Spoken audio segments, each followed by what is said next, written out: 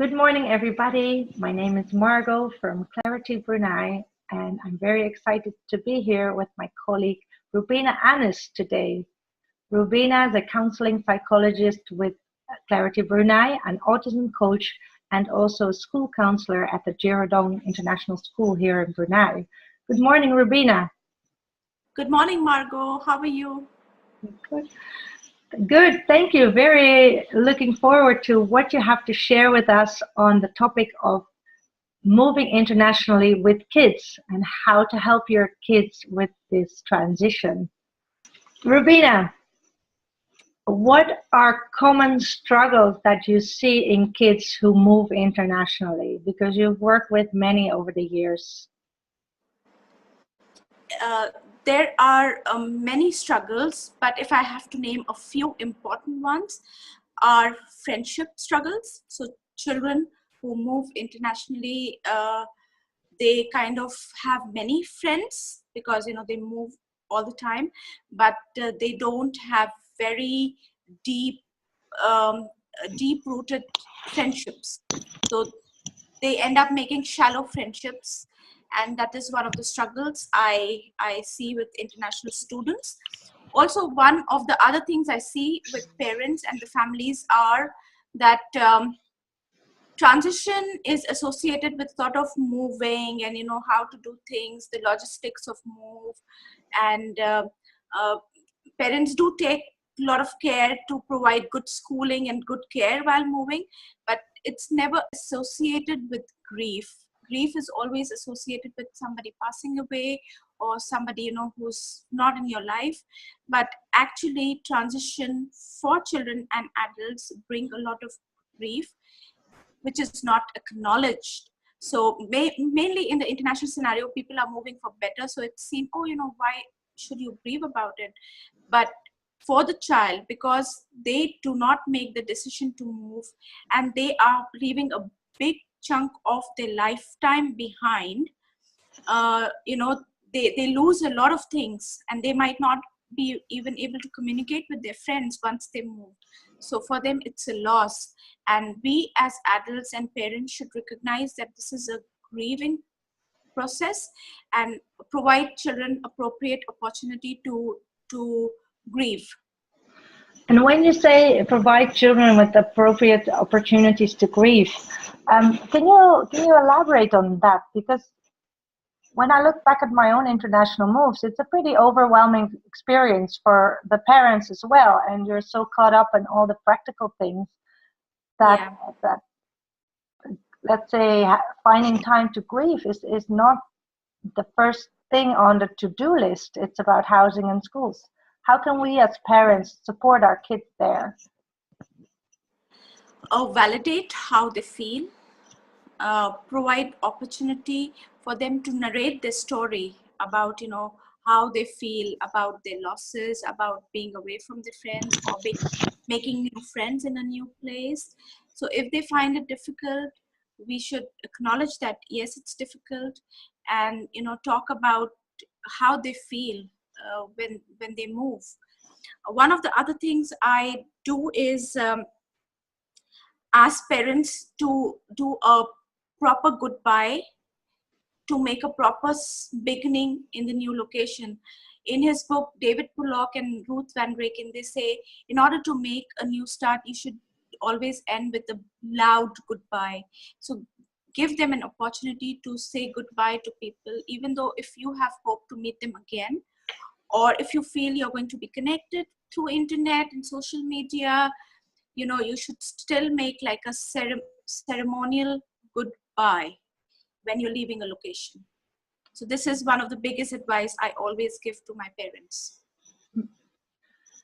Clear. Ceremonial goodbyes are important, and giving the children time to express and talk about their feelings and being taken seriously, I guess, in their feelings, rather than being told, oh, don't worry, everything will be fine and you'll find new friends really quickly. Yeah. And the other challenge, actually, children or teenagers will face, the third culture children, is identity.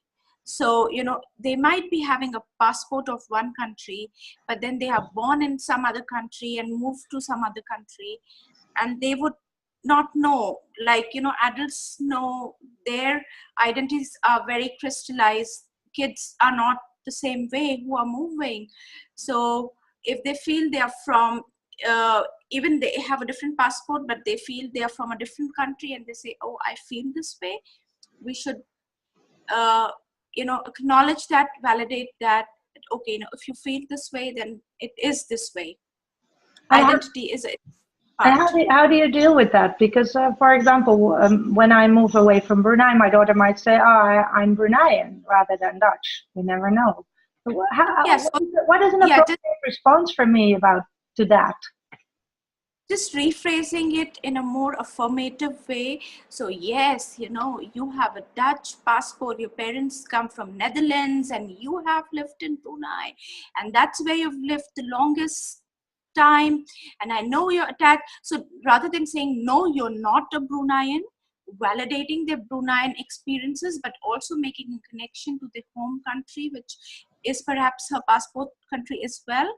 So it is very important that we rephrase or we word, in a very affirmative way, not discarding any of their identities, because, she's, for her age, she's lived most part in Brunei. So, she has a lot of Bruneian experiences.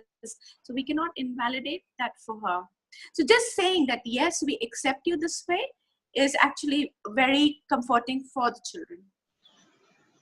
Clear, thank you.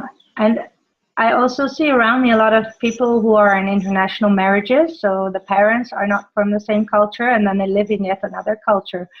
Do you have any pointers how to give their kids a secure identity? Celebrating each of the identity they have. So rather than shying away from many identities, if we celebrate all our identities, so if the father is from Netherlands and the mother is from America, and if we if they follow like all the celebrations and festivities of the country, they celebrate each of their cultural things that are culturally important to them.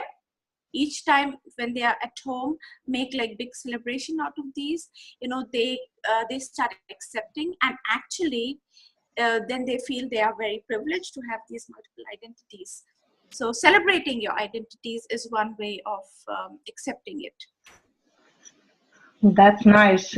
Good reason for a party. Yes. The other question I have is, how about your own experience? I'm curious because, as well as being a counseling psychologist, you're also a mom of two kids. One is almost 16 and one is 17. And they have lived in many different countries with you, and you are currently guiding them through their fourth international move. So they've moved with you from the Middle East to the Netherlands, from the Netherlands to Brunei, and now, not in not too long, they will follow you again to the next destination. What is it? I mean, you know all the theories, and yet you're also a mom. How would you describe the difference for you?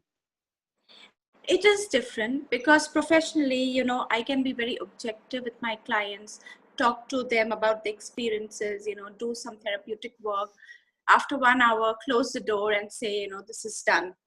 But with my children, I'm living these experiences 24/7. I cannot walk away from them.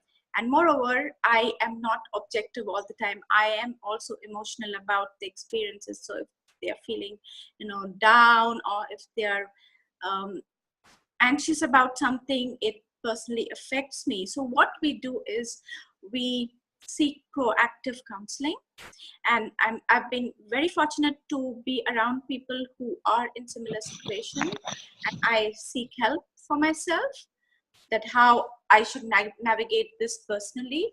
And also, with the international schools, children have been very lucky to have counselors around them. They always go and talk to secondary school counselors if they need to about something, even if it's just one time. Because sometimes what happens, we at home, me and my husband, we are giving them tips, but for them it would be like, or they're just saying because they're parents. But if the same thing comes from an external person, from a very objective perspective, they take that same thing, you know very well. Like, oh, okay, Yeah. mommy was saying this, and now this is coming from the counselor. It really helps. So just encouraging them to proactively seek counseling or talk to somebody Okay. So helps. you advise actually already starting before the move. Now, Before what the if people? always do before Sorry. move. We always do it like, a few months or maybe a year before the moving. So when my husband or I start contemplating about changing a job, that's when we start proactively working on our mental health issues as well. Okay, and of course, there's many people who did not take it this much into consideration, and who thought, oh, children adapt well. It's easy for children to adapt, and they did not think that their child would have a struggle. I mean, they, that's also a common thing. Not everybody looks for let's say preemptive Yeah, guidance or counseling. that's What is the right. moment People, what is the moment when you advise another family to seek help? What are uh, indicators that the child has maybe not dealt with the grief, or maybe is struggling with making new friends? What are, what are indicators for parents to seek help? like not making friends, being introverted, or their academic performance is going down, like substantially down, is an indicator that they should seek help. And in most situations by schools, they will be advised to seek some help. But I also come across a lot of families who have traveled a lot, like the parents themselves are third culture adults, so they have been third culture kids and they've moved. For them it's something very normal, so they don't give too much thought about moving. But what I've seen is academically it does affect the child.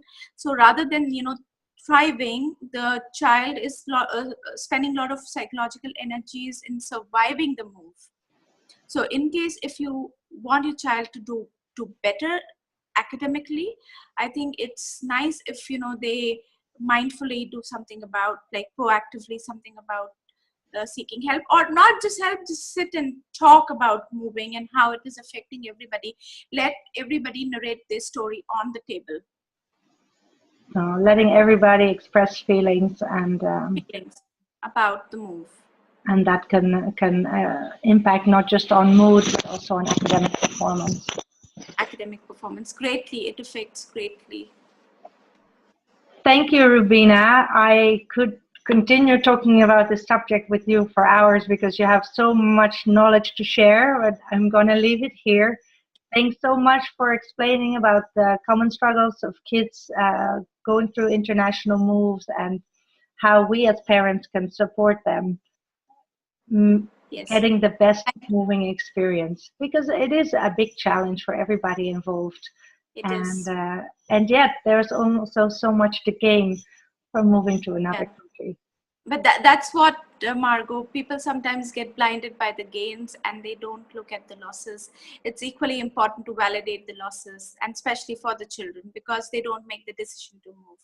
So yes, I can talk about it for hours, but I think we have to end it here. Yeah. Thank you so much, Rubina, for your time, and I will put the clarity details down here so that people, if they have more questions, that they can contact you after seeing this interview. Thank you so All much. right. Bye, Thank you so much. Rubina. Bye. Have a good day.